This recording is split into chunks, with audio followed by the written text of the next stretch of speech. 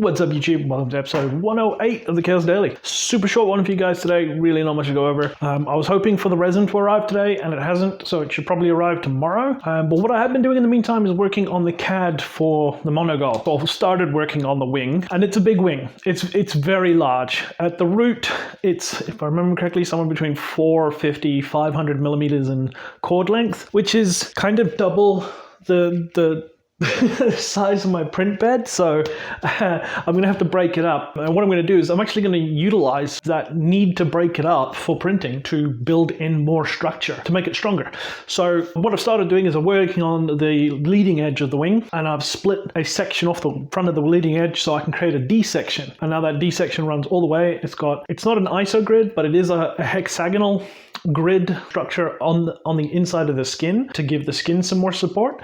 And then on the inside of that, there's also a fine tree lattice structure that then supports the skin to the backplate. And then I'll just go in and put more holes through the backplate to make it lighter.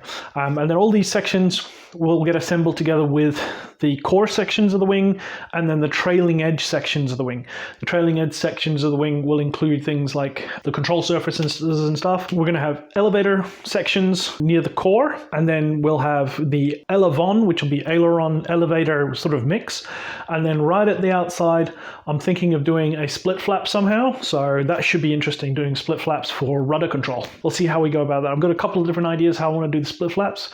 I've got an idea for, instead of just doing two surfaces that spread apart, having little fingers that are on two different sets that sort of do this. So it's not a complete surface. You get more of a feathered effect, which will reduce drag a little bit when I am using the rudder control.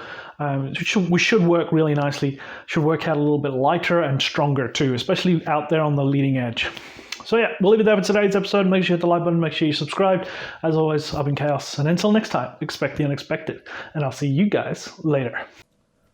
And a special thank you to all my patrons that help support the channel. If you would also like to support the channel, there's a link in the description.